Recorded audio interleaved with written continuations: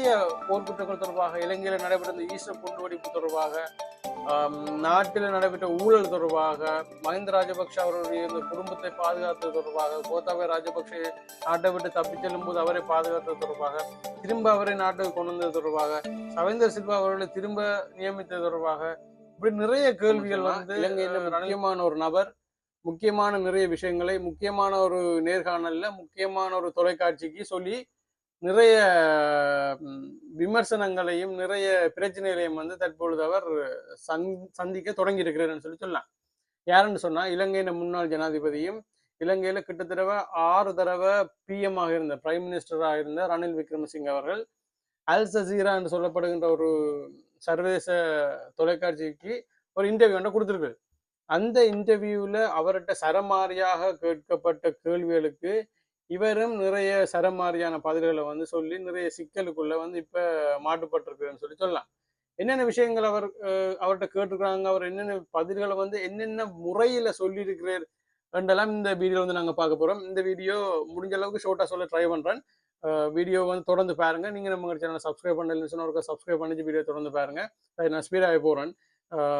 என்னன்னு சொன்னா இலங்கையின் முன்னாள் ஜனாதிபதி முன்னாள் 6 தடவை பிரைம் மினிஸ்டராக இருந்த ரணில் விக்ரமசிங்க அவர்கள் அல் ஜசீரா என்று சொல்லப்படுகின்ற ஒரு தொலைக்காட்சி நிறுவனத்துக்கு ஹெட் டு ஹெட் என்று சொல்லி ஒரு நேர்காணல் ஒன்று வச்சிருக்காங்க. ஹெட் டு ஹெட் அந்த இன்டர்வியூக்கு தலையங்கம் வந்து ஹெட் டு ஹெட் என்ற ஒரு நேர்காணல் உண்டு.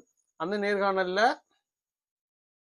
ரணில் விக்ரமசிங்க அவர்களோட ஒரு தொகுப்பாளரும் இதனை தாண்டி 3 நபர்களும் வந்து அந்த தொகுப்பாளரோடு சேர்ந்த ஒரு குழுவாகவும், இதனை விட்டு பார்த்தோம்னு சொன்னா அந்த ஸ்டேஜை விட்டு கீழே வந்து பார்த்தோம்னு சொன்னா ஒரு க்ரௌட் ஒரு மக்கள் கூட்டம் வந்து இருக்கிறாங்க. அவங்களும் இவர்கிட்ட வந்து கேள்விகள் கேட்டிருக்காங்க. நிறைய கேள்விகள் வந்து இவர்கிட்ட கேட்டிருக்காங்க. இதுக்கு வந்து இவர் நிறைய சிக்கலான விஷயங்கள் எல்லாம் வந்து சொல்லி இருக்கிறார். இதுல இவர் ரணில் விக்ரமசிங்க அவர்கள் ஒரு குற்றச்சாட்டை வச்சிருக்கிறார். என்னன்னு சொன்னா அந்த கூட்டத்துக்கு அந்த இன்டர்வியூக்கு வந்த உறுப்பினர்கள் எல்லாரும் வந்து நேர்மையற்றவர்கள் என்ற மாதிரி அந்த கூட்டத்துக்கு போன அந்த இன்டர்வியூக்கு போன ஆட்களுடைய நேர்மைத்தன்மை தொடர்பாக வந்து நிறைய கேள்விகளை வந்து அவர் எழுப்பியிருக்கிறார். யாரு? ரணில் விக்ரமசிங்க அவர்கள் நேர்மைத்தன்மையை பற்றி அந்த கூட்டத்துக்கு இன்டர்வியூக்கு போன ஆட்களோட நேர்மைத்தன்மையை பற்றி இவர் நிறைய விஷயங்களை வந்து நிறைய கேள்விகளை வந்து எழுப்பியிருக்கிறார். முதலாவது ஒரு விஷயம். அடுத்த விஷயம் என்னன்னு சொன்னா அந்த ஒளிபரப்பாளர் இருக்கிறானே அந்த ஒளிபரப்பாளர் சொன்னா அந்த தொகுப்பாளரோட இணைஞ்சு ஒரு 3 பேர் வந்து ஒரு குழுவா இருந்திருக்கிறாங்க.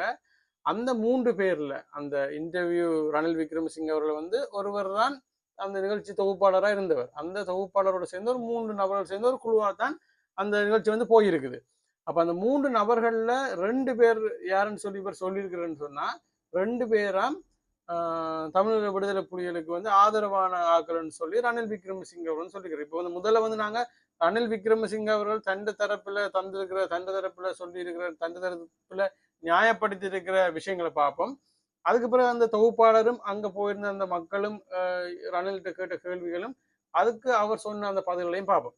ரைட். அடுத்த விஷயம் என்ன சொல்லியிருக்கிறேன்னு சொன்னார் ரணில் விக்ரமசிங்க அவர்கள் அந்த நேர்காணலானது அந்த இன்டர்வியூ வந்து 2 மணித்தியாலம் கிட்டத்தட்ட 2 மணித்தியாலம் எடுத்திருக்காங்க. அதெல்லாம் எடிட் பண்ணியாம் 1 மணித்தியாலத்துக்கு தான் போட்டிருக்காங்க. தான் சொன்ன சில முக்கியமான சிறப்பான விஷயங்களை எல்லாம் அந்த இன்டர்வியூல காணமன்ற மாதிரி சொல்லியிருக்காரு. அவர் ஏற்கனவே அதுல போட்ட அந்த 1 மணித்தியால இன்டர்வியூலேயே நிறைய விஷயங்கள் வந்து இவர் கதைச்சிருக்கிறார். அப்ப அந்த வெட்டின மிச்ச 1 மணித்தியாலத்துல இன்னும் இவ்வளவு விஷயங்கள் வந்து அவர் கதைச்சிருப்பாருன்னு சொல்லி நாங்க யோசிக்கணும். ஆனா இவர் சொல்றது என்னன்னு சொன்னா 2 மணித்தியாலம் எடுத்த இன்டர்வியூல 1 மணித்தியாலம் தான் போட்டிருக்கான். தான் சொன்ன நிறைய சிறப்பான விஷயங்களை வந்து அதுல காணையிலன்னு சொல்லியிருக்கு. ரைட். இது வந்து இவர்கிட்ட சைட்ல இருந்து வந்திருக்கிற விஷயங்கள். அடுத்த நாங்க என்ன பார்க்க போறோம்னு சொன்னா ரணில் விக்ரமசிங்க அவரிடம் கேட்கப்பட்ட கேள்விகள்.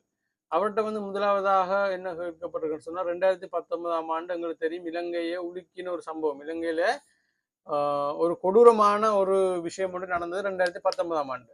அதுக்கு முதலும் இலங்கையில நிறைய கொடூரமான விஷயங்கள் நடந்திருக்கு. அந்த ரெஜிஸ்டர் குண்டுவெடிப்பு வந்து விசாரிப்பதுல வந்து ரணில் விக்ரமசிங்க அவர்கள் தவறியுள்ளார் என்று சொல்லி ஒரு விஷயம் நாங்க சொல்லியிருக்காங்க.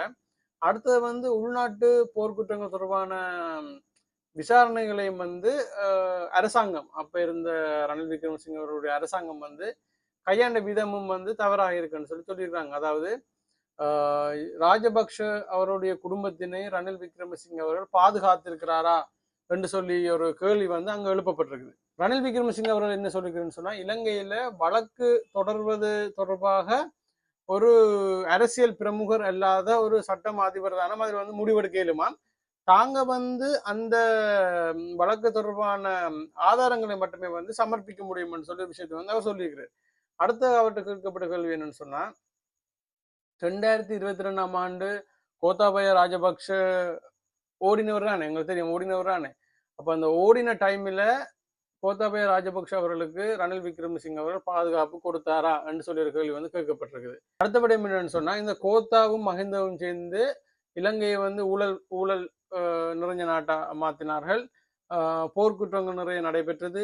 நிதி நெருக்கடி வந்து இலங்கையில கொண்டு வரப்பட்டது.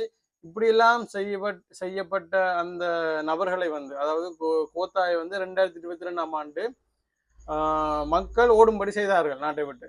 அப்ப அந்த கோத்தாவுக்கு வந்து ரணில் விக்ரமசிங்க அவர்கள் பாதுகாப்பு வழங்கினாரா என்று சொல்லி ஒரு கேள்வி வந்து அவர்கிட்ட கேட்கப்பட்டிருக்குது. அடுத்த விஷயம் என்னன்னு சொன்னா, இதோட வந்து ஒரு முக்கியமான ஒரு விஷயம், அதாவது அந்த கோத்தாபய ராஜபக்ஷ அவர்கள் வந்து நாட்டை விட்டு துரத்தப்பட்ட போது ரணில் அவர்கள் பாதுகாப்பு வழங்கினாரா என்று சொல்லி ஒரு கேள்வி இருக்குதானே. அந்த கேள்விக்கும் இப்ப அடுத்த சொல்ல போற விஷயத்துக்கு தொடர்பு என்னன்னு சொன்னா, 2022 ரணில் அவர்கள் ஜனாதிபதியாக வந்த பிற்பாடு கோத்தாபய ராஜபக்ஷ அவர்கள் திரும்ப நாட்டுக்குள்ள வந்து கொண்டு வரப்பட்டார். அப்ப பார்த்தோம்னு சொன்னா ரெண்டுக்குமே வந்து ஒரு தொடர்பு இருக்கிற மாதிரி எங்களுக்கு தோணுது.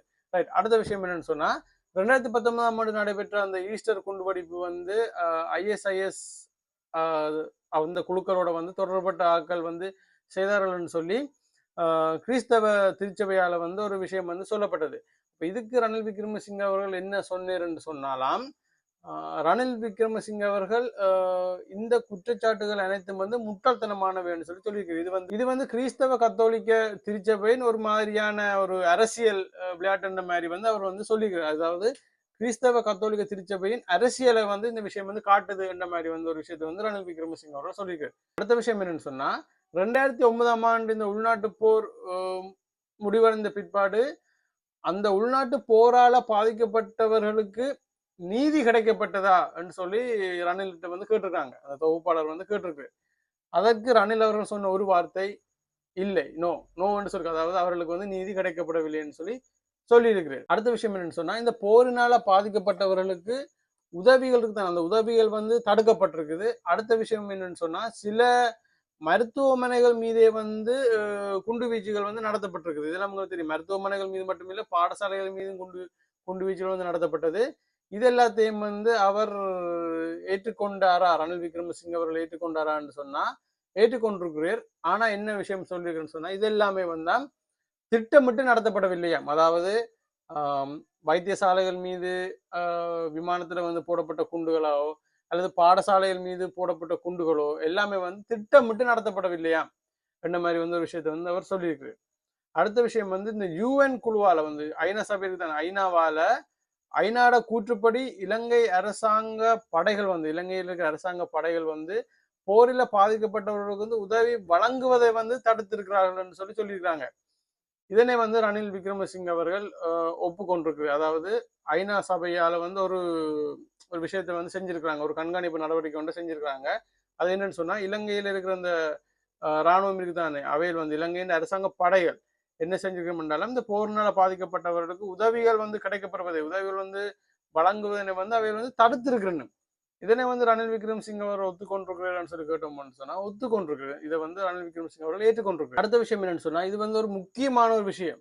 இந்த இலங்கையில நடந்த உள்நாட்டு போர்ல நடைபெற்ற இந்த போர்க்குற்றங்கள் தொடர்பாக மிக மிக ஒரு முக்கியமான ஒரு விஷயம். அடுத்த விஷயம் என்னன்னு சொன்னா, அமெரிக்காட வெளியுறவுத்துறை வந்து ஒரு விஷயத்தை சொல்லியிருக்காங்க. என்னன்னு சொன்னா, போர்க்குற்றங்கள் செய்ததாக குற்றஞ்சாட்டப்பட்ட ஜெனரல் சவேந்திர சில்வாவை இலங்கையின் ஆயுத படைகளின் தலைவராக மீண்டும் நியமித்ததற்கான காரணம் என்ன என்று சொல்லி ரணில் விக்ரமசிங்க அவர்கிட்ட வந்து கேட்டிருக்காங்க. அதாவது இலங்கையில நடைபெற்ற இந்த உள்நாட்டு போர்ல இந்த போர்க்குற்றங்கள் செய்ததாக குற்றஞ்சாட்டப்பட்ட ஜெனரல் சவேந்திர சில்வா அவர்களை மீண்டும் இலங்கையின் ஆயுத படைகளின் தலைவராக நியமித்தது எதற்காக என்று சொல்லி ரணில் விக்ரமசிங்க அவர்கிட்ட கேட்டிருக்காங்க. இதற்கு ரணில் விக்ரமசிங்க அவர்கள் என்ன பதில் சொல்றீங்கன்னு சொன்னா, ஜெனரல் சவேந்திர சில்வா அவர்கள் அந்த போர்க்குற்றத்தில் ஈடுபடவில்லை என்று சொல்லி விஷயத்தை வந்து சொல்லியிருக்கிறார். இப்படி நிறைய காரசாரமான விஷயங்கள், நிறைய சிக்கலான விஷயங்கள் எல்லாம் ரணில் விக்ரமசிங்க அவர்கள் இந்த அல் ஜசீரான்னு சொல்லப்படுகிற இந்த தொலைக்காட்சி நிறுவனத்துக்கு வந்து இன்டர்வியூ மூலம் வந்து கொடுத்திருக்காரு. அவர் இந்த இன்டர்வியூல நிறைய குற்றச்சாட்டை சொல்ற என்னன்னு சொன்னா, அந்த இன்டர்வியூக்கு கூப்பிட்டு இருந்த கிரௌட் எல்லாமே வந்து திட்டமிட்டு கூப்பிட்டு இருந்ததாகும். அதாவது இவரை வந்து லொக் பண்றதுக்கும் அல்லது அரசாங்கத்தை குற்றம் சாட்டுவதற்கும் அல்லது இந்த அங்க அந்த கூட்டத்துக்கு போய் இந்த ஆட்கள் எல்லாரும் வந்து முன்னம் சொன்ன மாதிரி தமிழீழ விடுதலை புலிகளுக்கு ஆதரவானவர்கள், அந்த குழுவில் இருந்தவர், அந்த தொகுப்பாளரோட சேர்ந்த அந்த குழுவில் இருந்த 3 பேர்ல 2 முக்கியமான நபர்கள் வந்து விடுதலை புலிகளுக்கு ஆதரவானவர்கள் சொல்லலாம் ரணில் விக்ரமசிங்க தரப்புல வந்து சொல்லியிருக்கிறார். இதே நேரத்தில் அங்க பார்த்தோம்னு சொன்னா நிறைய போர்க்குற்றங்கள் தொடர்பாக, இலங்கையில நடைபெற்ற இந்த ஈஸ்டர் குண்டுவெடிப்பு தொடர்பாக, நாட்டில் நடைபெற்ற ஊழல் தொடர்பாக, மஹிந்த ராஜபக்ஷ அவருடைய இந்த குடும்பத்தை பாதுகாத்தது தொடர்பாக, கோத்தாபய ராஜபக்ஷ நாட்டை விட்டு தப்பி செல்லும் போது அவரை பாதுகாத்தது தொடர்பாக, திரும்ப அவரை நாட்டுக்கு கொண்டு வந்தது தொடர்பாக, சவேந்தர் சில்வா அவர்களை திரும்ப நியமித்தது தொடர்பாக, இப்படி நிறைய கேள்விகள் வந்து ரணில் விக்ரமசிங்க அவர்கள் வந்து கேட்கப்பட்டிருக்கு. இதுக்கு எல்லாத்துக்குமே வந்து அவர் நிறைய சர்ச்சையான பதில்களை வந்து சொல்லியிருக்கிறார்.